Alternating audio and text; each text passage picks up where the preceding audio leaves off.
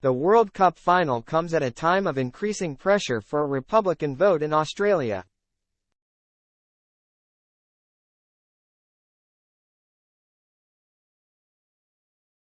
The Lionesses' World Cup final game in Australia would have been a perfect opportunity for Prince William to do a tour of the Commonwealth nation, an expert has argued, as pressure builds in the country to remove the monarchy from its constitution.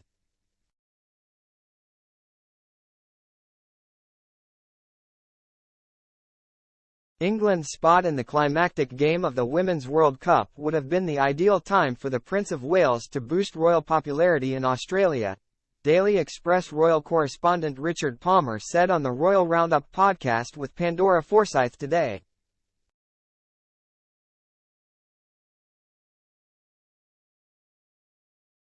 Support for the monarchy is reportedly waning in the Commonwealth nation, with many commentators suggesting a possible vote for full independence from the royal family is imminent.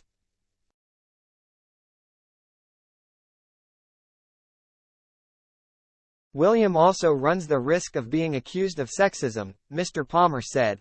He told Ms. Forsyth, "For me, the fact that this tournament is taking place in Australia and New Zealand at this time would have been a perfect opportunity for a royal tour out there, and yet there's no sign of it."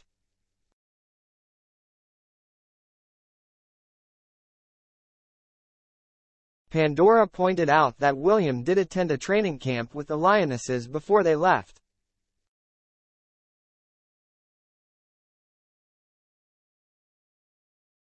She asked, "Did he just not expect them to get as far as they have done?" But Mr. Palmer said that the radio silence on the possibility of William appearing in Australia marked a break from his approach to the Men's World Cup final in Qatar.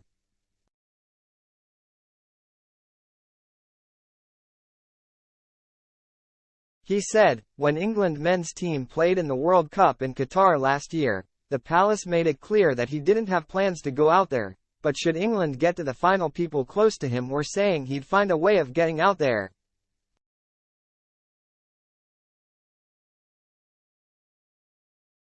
"He's opened himself up to accusations of sexism, really." He added that Princess Anne and other royals may view the lack of a royal tour as a mistake, but said, "The royal family likes to take August off, that's the fact about it."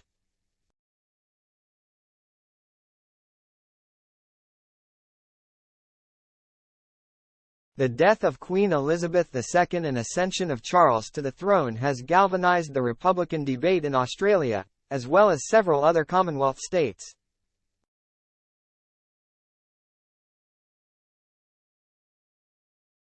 The coronation of the less popular King Charles came during a time at which there is growing momentum for another referendum on the monarchy, with the last being nearly 25 years ago.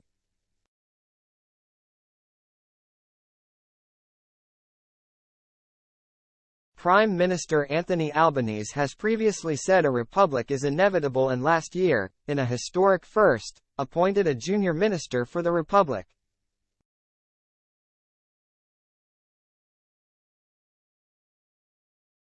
In nearby New Zealand it is a similar story, with Prime Minister Chris Hipkins saying he's a Republican and believes the country will ideally leave the monarchy one day.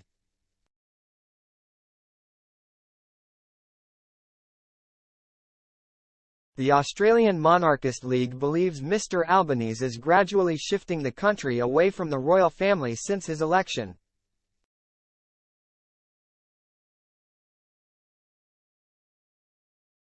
Philip Benwell, the group's national chair, said in an email to members that the removal of the Queen's cipher from the gates of Kirribilli House after her death in September 2022 was a clear indication of his intent.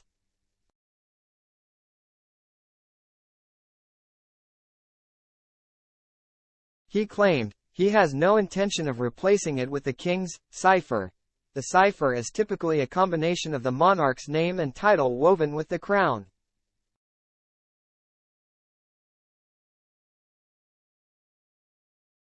And in February, the government announced a new design for the $5 note in the works.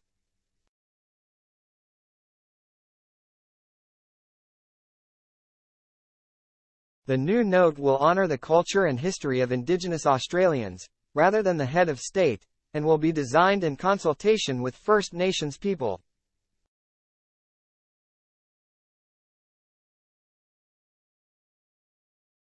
Prior to this, the banknote had featured a portrait of Queen Elizabeth II. Recent polling suggests that 42% of Australians would vote against retaining the monarchy, compared with just 35% in favour.